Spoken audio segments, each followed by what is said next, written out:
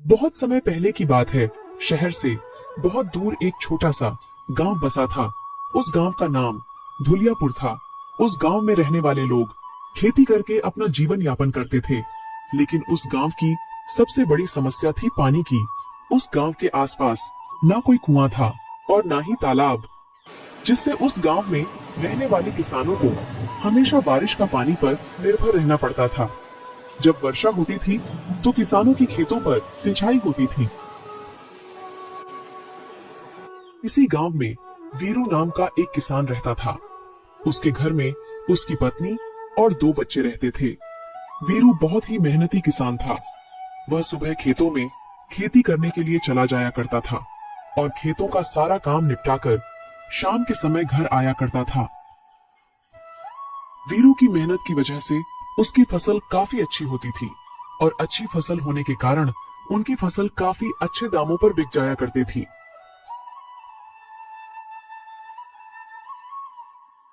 मीरा, मैं खेतों पर जा रहा हूँ, वहीं पर खाना खा लूंगा। तुम मेरे लिए खाना बांध दो। हाँ जी, मैं आपका खाना पहले ही बांध कर रखा है।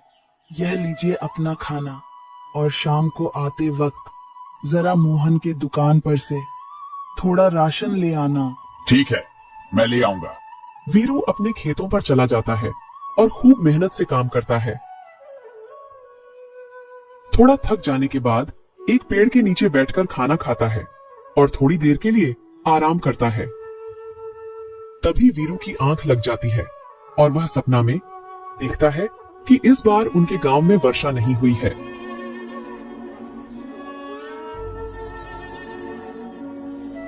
और सभी किसानों की फसल वर्षा न होने के कारण उपज नहीं पाई।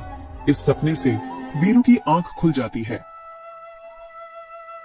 हे भगवान, मैं यह सपना देख रहा था। यह कैसा सपना था?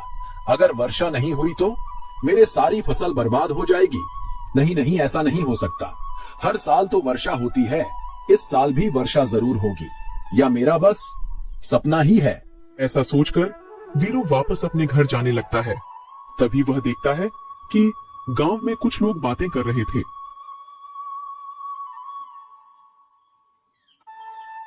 अरे, मैंने सुना है इस बार कुछ गांव में वर्षा नहीं होगी, जिसमें हमारा गांव धुलियापुर का भी नाम आता है।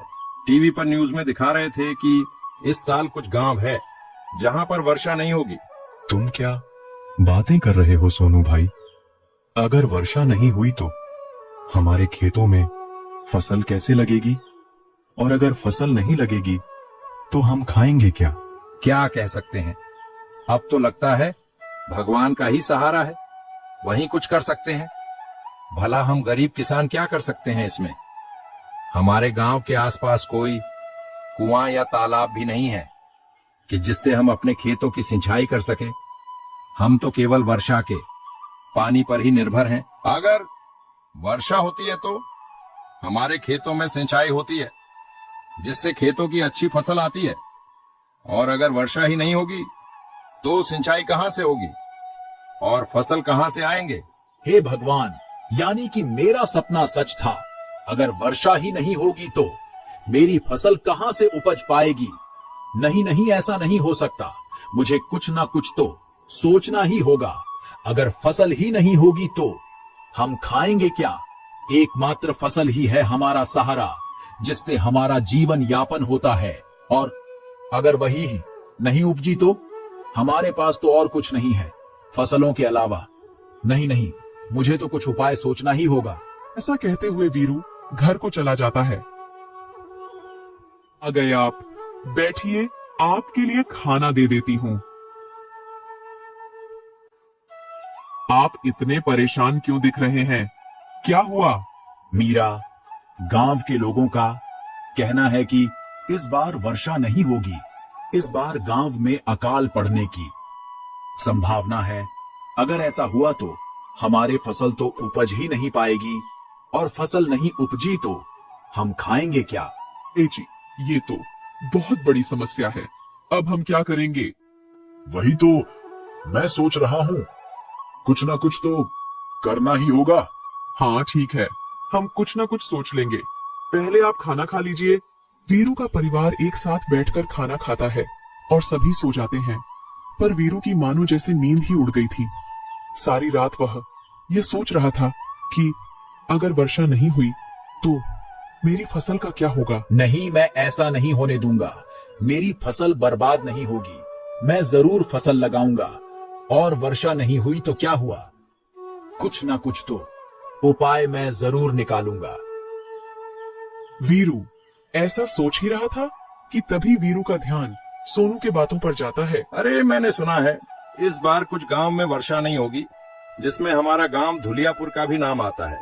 टीवी पर न्यूज में दिखा रहे थे कि इस साल कुछ गांव है जहां पर वर्षा नहीं होगी। तुम क्या बातें कर रहे हो सोनू भाई? अगर वर्षा नहीं हुई तो हमारे खेतों में फसल कैसे लगेगी? और अगर फसल नहीं लगेगी तो हम खाएंगे क्या? क्या कह सकते हैं, अब तो लगता है भगवान का ही सहारा है, वही कुछ कर सकते हैं। भला हम गरीब किसान क्या कर सकते हैं इसमें? हमारे गांव के आसपास कोई कुआं या तालाब भी नहीं है कि जिससे हम अपने खेतों की सिंचाई कर सके। तभी वीरू को एक उपाय सूझता है।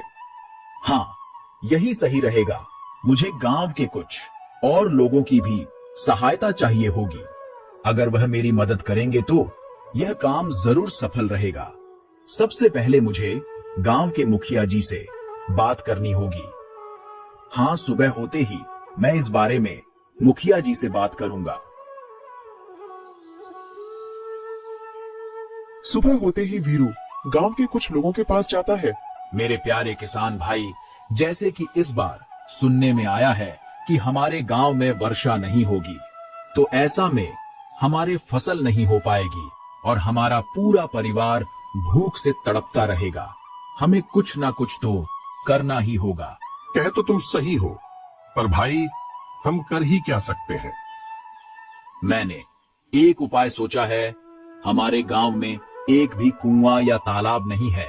अगर हमारे गांव में कोई कुआं या तालाब होता तो वर्षा का पानी उसमें इकट्ठा किया जा सकता था, जिससे वर्षा न होने पर भी हम कुएं या तालाब का पानी इस्तेमाल कर सकते थे। लेकिन हमारे गांव में कोई कुआं या तालाब ही नहीं है। हम सब मिलकर गांव में एक कुएं की संरचना करनी होगी। इसके लिए हमें गांव के मुखिया जी से बातें करनी होगी। हाँ भाई, तुम सही कह रहे हो। ये तो बहुत बड़ी समस्या है। हमें इसके बारे में मुखिया जी से बात करनी ही चाहिए। फिर गांव के सभी किसान गांव के मुखिया के पास जाते हैं और मुखिया जी को अपना विचार बताते हैं। हाँ किसान भाइयों, यह तो तुम सही कह रहे हो। गांव में कोई कुआं या तालाब न होने की वजह से किसानों को बहुत से कठिनाइयों का सामना करना पड़ता है और गांव के सारे किसान केवल वर्षा के पानी पर ही निर्भर है। अगर हमारे गांव में कुआं होगा तो वर्षा न होने पर भी लोग अपने खेतों की सिंचाई कर सकेंगे। तुम ठीक कह रहे हो वीरू भाई। हम कल से ही गांव में कुआं खोदने का काम शुरू कर देते हैं। तुम सारे लोगों को मिलकर गांव में एक कुआं खोदना होगा और जमीन की चिंता मत करो। मेरे घर के पास पीछे वाले बगीचे में तुम सब कुआं खोद सकते हो। सारे किसान इस पर सहमति जताते हैं और अगले दिन से ही गांव में कुआं खोदने का काम शुरू हो जाता है। कुछ ही दिन में कुआं खोदकर तैयार हो जाता है और बहुत गहराई तक कुआं खोदने के बाद कुआं में पानी नजर आता है। पानी को देखकर सभी किसान भाई बहुत खुश हो जाते हैं। सभी किसान ये बात गांव के मुखिया जी को बताते हैं।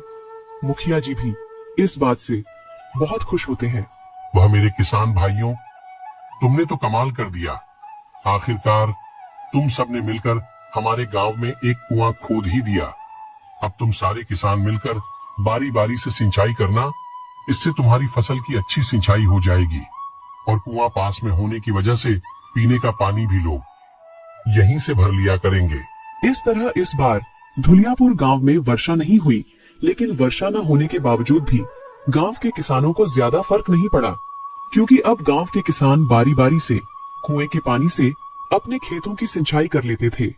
थोड़ी ही दिनों में गांव के किसानों के अच्छे फसल हुई और इस तरह धुलियापुर गांव फिर से खुशहाली से भर गया। Yeah!